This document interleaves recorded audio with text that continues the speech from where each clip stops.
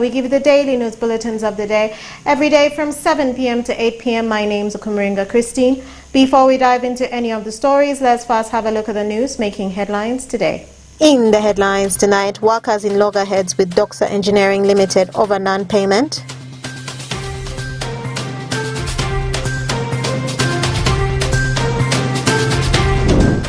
War victims demand government to speed up the enactment of the transitional justice policy.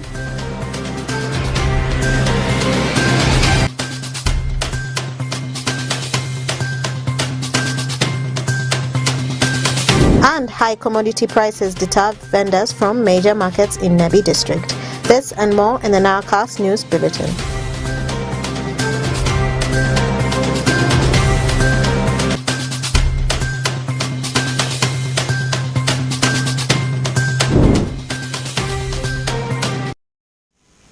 It's the 9th of November 2023. You're most welcome to the NILE CAST only on West Nile Television. Now let us dive into some of the stories of the evening. At least 15 workers of Doxa Engineering Limited, the company contracted by the Ministry of Health to construct a 4-unit staff houses and screening center for travelers, are threatening to sue a company over non-payment of shillings 9,393,800 of wages. Frederick Jamadri has more. At least 15 workers of Doxa Engineering Limited, the company contracted by Ministry of Health to construct a 4-unit staff houses screening center for travelers, are threatening to sue the company over non-payment of 9,393,800 Ugandan shillings as wages.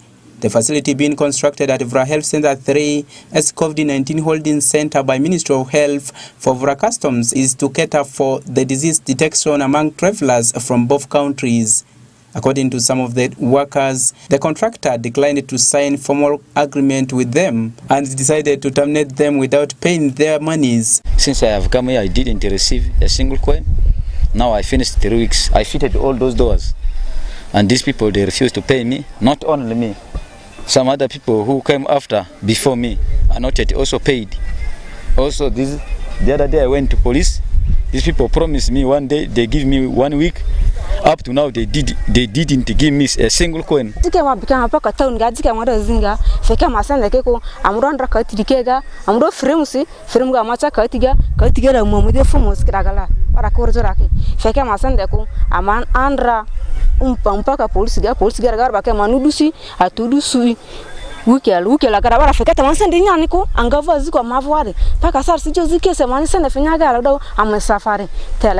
A copy of a letter seen by West Nile Television copied to the Ministry of Health and the district officials indicate that the workers are demanding over 9,393,800 Ugandan shillings from Doxa Engineering Limited. Muntwa Michael, the LC1 chairperson of Adrafu West Village in Vrasabu County, reveals that several workers approached his office with complaints about the behavior of the contractor, and some of their cases are being handled by police. 1 million something. Then the second group came. There were 7 group of workers. So they came and they demanded 660 money. That was not paid. So I put pressure on that engineer. So he paid that money.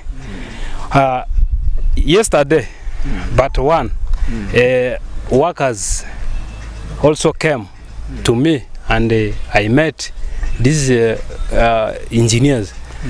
So they demanding for the money. So we went to police, even at Odumi headquarters. So they postponed them until tomorrow. That will be on a Thursday. So Arua Deputy Resident District Commissioner Zaoko Dennis blames the challenge unfolding to the hybrid procurements by central government that makes monitoring of the projects difficult for lower local governments. He recruits a set of workers. When their payment has accumulated, he comes up with reasons and he drops all of them. Then he brings another one on board. So when these ones start demanding, you will hear him saying he doesn't know some of them. They are demanding for unrealistic figures. which to me I feel the ministry should really intervene, because for us at our level now, we cannot even frustrate their payments. That would compel them into coming to listen to us.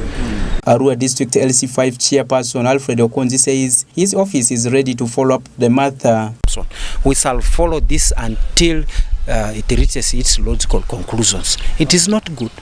It's not good. The project, valued at 1.6 billion Ugandan shillings, termed as COVID-19 Holding Center for Vura Customs, commenced in 2021 and was expected to be entered by October 2023, but due to the poor workmanship displayed by the contractor, this has left the work incomplete to date. Frederick Tamadri, West Nile TV, NILE CAST. And more in our stories. Being a victim-led organization, War Victims and Children Networking is currently taking lead in sensitizing all the war victims in northern Uganda on transitional justice policy, which by the government of Uganda in 2019. Since then, the enactment of this bill into law has stalled, delaying the access to justice, reconciliation, accountability, and social reintegration of the victims. Stephen Okello from Gulu reports. Of conflict and conflict-related peace, justice, reconciliations, accountability, and social reintegration concerns. This policy, it is now 10 years back and plus. And I want to assure you that in the community down, victims and the community, majority of them, they don't understand the word transitional justice policy bill. Years after the policy have been approved by government, many victims are still ignorant about the bills.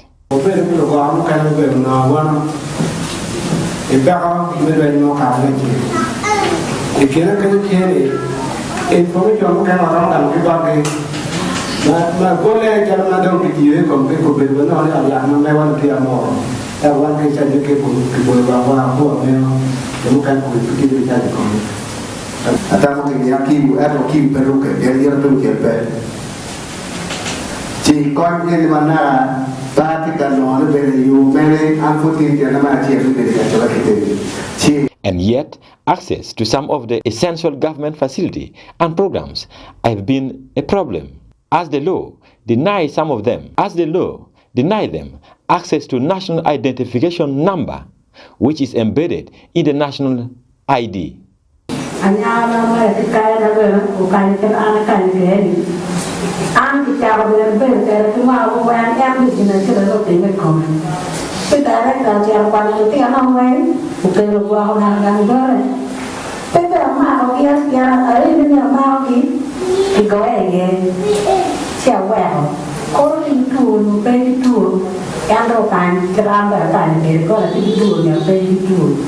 According to Michael Lacogne, the chairman of Amur District Local Government, the absence of transitional justice policy in the Parliamentary Act is greatly affecting the war victims, and government is not prioritizing the plight of the victims in most of their programs. People are caring about the refugees in Uganda, and they are not caring about the war victims and Ugandan that suffered in the hands of the rebellion fought within northern Uganda.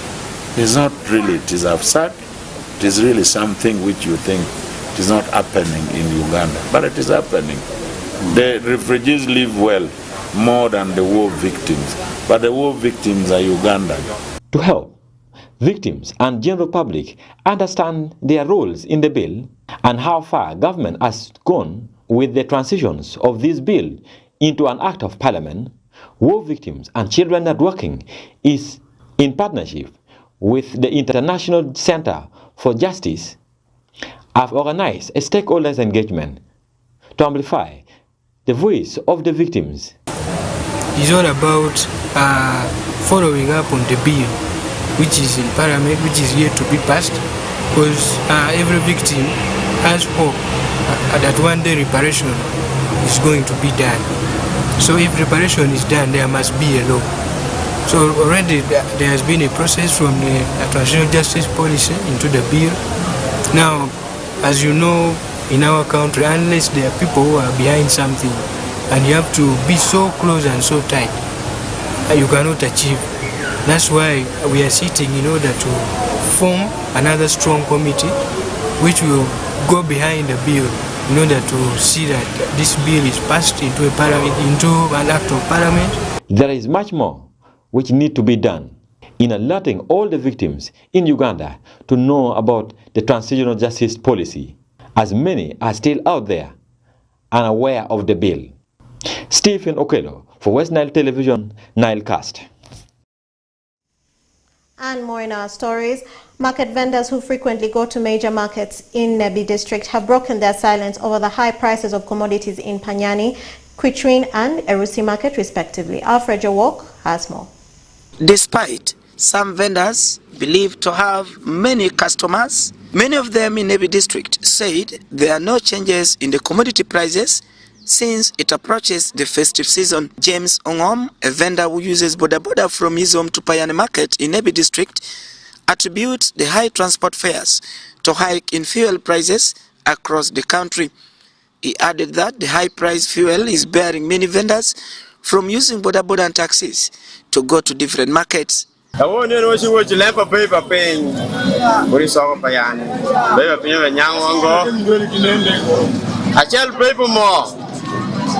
Petrol, Benedo, Marai Sana, you are Jalpa Chelate Jaring Boreni, Risako Payani, Aquagaman, Neno, Kotek Sana, was up a taggy paper more. Have a paper in Sako Matendo Tendo. Group of Basala again, Yanya again, Edo Golema Tech, Coscoto Vachida, Ren Madida Kesha. Get the opinion and give a second go show. Or quite a Jorotella Madongo and annual Lamberni.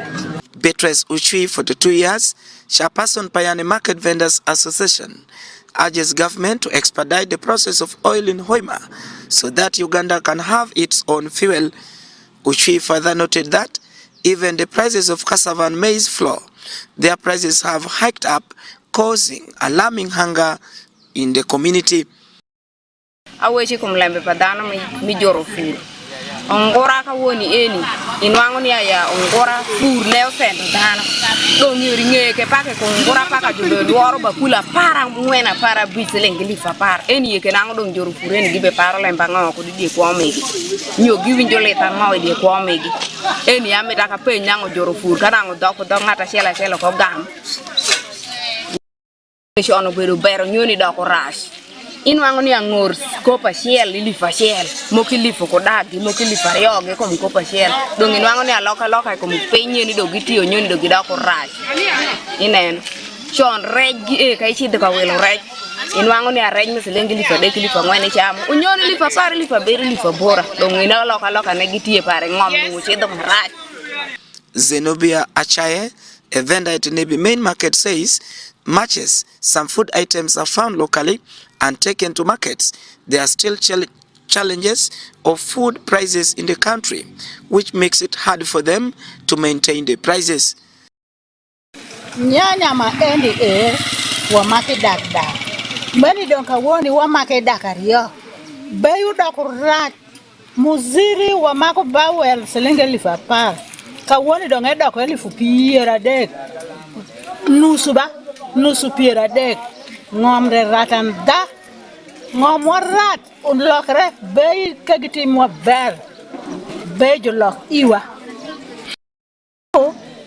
mo be nyaw lembe ene sheke e peko meto jodango ma iwiwa nande no jopa gamente gikege konywa ko lembe ene wa jomite dero mo be sendro pite dero mo be sendro wa sendro piyo kwa ko nyitindo mo wachulo school fees iwi pinja na makedong o make gicham gikendi gimadi ka school fees de udo ko iwate kino maka wiya som kudu mawano wanku sendo pe o ketu wabe sendro ko nyati pinja ne nyatindo tindo ene kai weko yore pe ma wiya mako som kudu ichulo ne nedi itimo ne nedi donc eni wakwaya wunu judango mi wo konen ko bero alaka mi ngomo mi Uganda we ko lokere man ebe ma berni dan an kunyega tie Zenobia. Many market vendors have maintained their prices as tomato is 350 a box to 375,000, beans at 4,000 per kilo to 3,500 as of October 2023.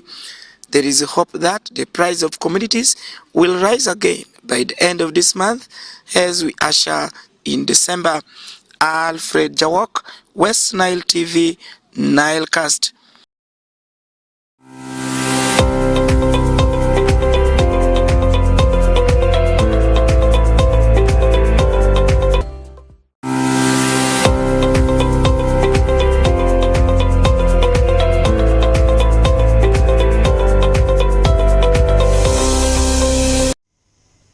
And that, viewer, marks the end of the Nile Cast, only on West Nile Television. Thank you, viewer.